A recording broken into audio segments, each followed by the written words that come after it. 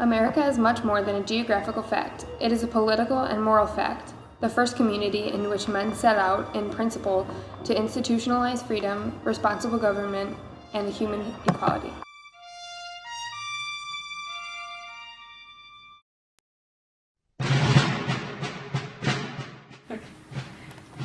In 1938, Adolf Hitler led German forces into Austria, sparking a war that soon engulfed every major military power in the world. His goal was to pave the way for his superior race while exterminating the Jews, who he blamed for Germany's economic struggles. The United States kept a close eye on Germany as she attacked and overtook her neighbors. But it was not until the attack on the United States naval base at Pearl Harbor that President Roosevelt declared war upon Germany and her allies, Italy and Japan. Thousands of soldiers were shipped out to fight either to North Africa to break through the German lines or to the Pacific Islands to battle the Japanese. The Allied forces continued to advance on the European front, pushing back German territories until they reached Britain. There, they forced the Nazis' unconditional surrender. Truman announced the official surrender. This is a solemn but glorious hour. I wish that Franklin D. Roosevelt had lived to see this day. General Eisenhower informs me that the forces of Germany have surrendered to the United Nations. The flags of freedom fly all over Europe. For this victory, we join in offering our thanks to the Providence which has guided and sustained us through the dark days of adversity and into light. Much remains to be done. The victory won in the West must now be won in the East. The whole world must be cleansed. On the Pacific Front, America and her allies were able to take back territory. However, the Japanese refused to surrender.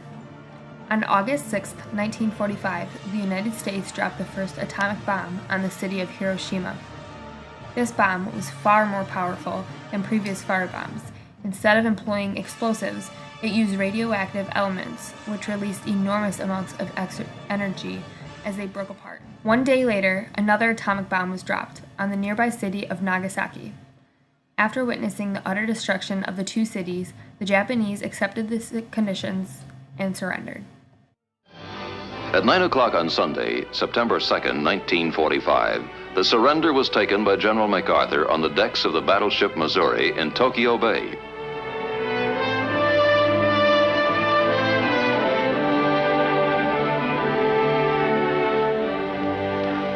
The issues involving divergent ideals and ideologies have been determined on the battlefields of the world, and hence are not for our discussion or debate. After the war, the countries overcome by Germany and Japan were liberated and returned to the people. Germany was divided into two, with half under the control of the United States and half under the control of the USSR. Brave soldiers, nearly 40% of whom enlisted, made this all possible. Eugene Hopkins, a Wisconsin resident, is one of those very brave men.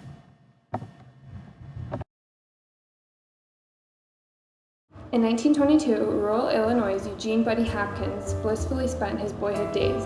A good student, he enjoyed science, math, and especially physics. After he graduated high school, he decided to pursue a career in agricultural economics. He enlisted in Eau Claire College. However, after a second year, Gene made a life-changing decision. He decided to support the war effort by enlisting in the United States Armed Forces. Did your parents support you going into the military? Did you plan that on your own, or were you inspired by someone? Well, I talked it over with my father, who was a World War I aviator. Okay. And I said, well, Dad, you've known me all my life. Where would I fit best? Okay. And he said, well, the Army is a mass. Navy is big to operate. You know, you're one of many. And that would leave the Marines a little more individual, Okay. much smaller than the Army or Navy. So I enlisted in the Marines. Okay. Second year in college is when I enlisted. Defense comes the thrilling story of these fin-footed, goggle-eyed, beach-blasting heroes. In occupation. Gene volunteered to be a Navy frogman, a group now referred to as Navy SEALs. Their duty, to swim ahead of a mission and scope out an area. He was a frogman for all 4 years he was enlisted. I was a frogman, and in many cases that meant swim in ahead of the invasion and find out where the enemy was. So I did that. And coming back after a patrol or morning, and I crawled over, and there was a Marine hit and made his way as far as he could toward the shore to get help, but was just exhausted. So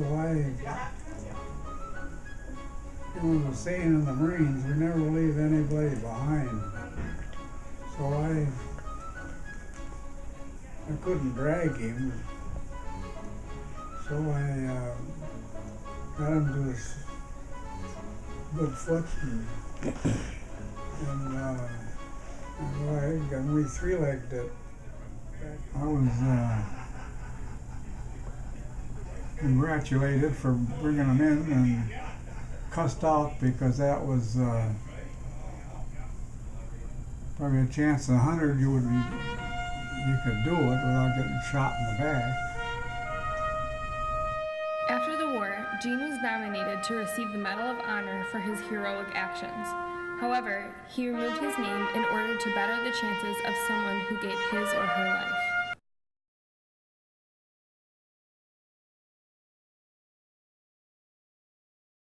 Considered for the Congressional Medal of Honor. Wow. For type work I did. But I asked that they remove my name because I had a lot of friends that did a lot of very daring things. Didn't come back. So I felt a little guilty accepting an honor. But I knew people who were more worthy. Wow.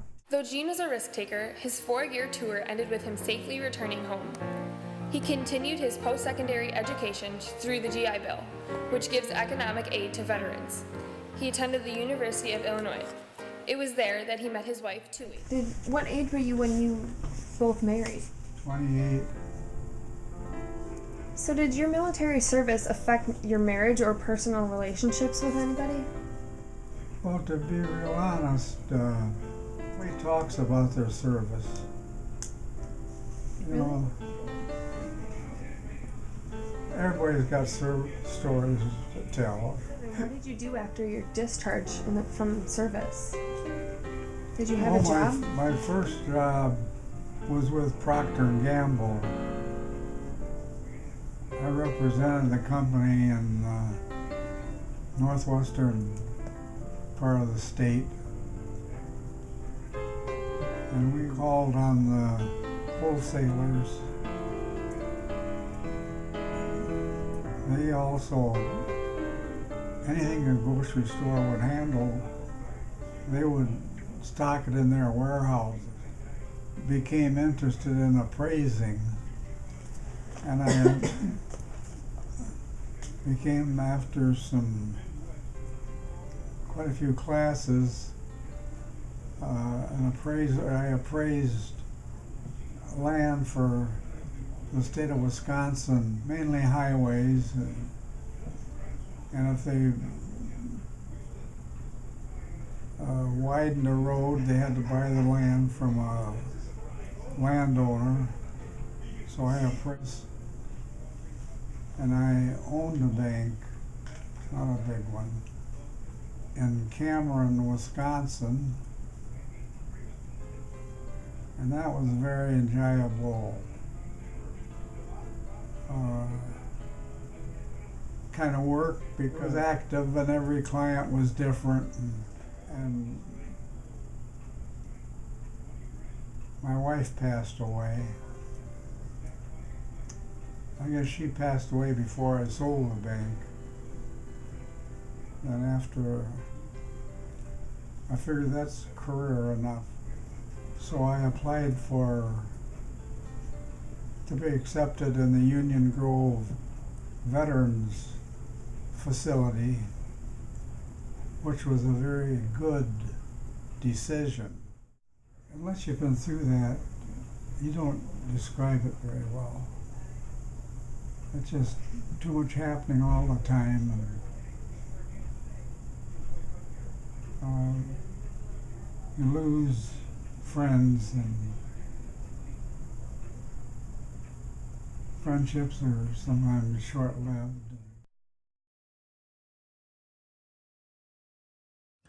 2 days past 18, he was waiting for the bus in his army green. Sat down in a booth in a cafe there, gave his order to a girl with a bow in her hair.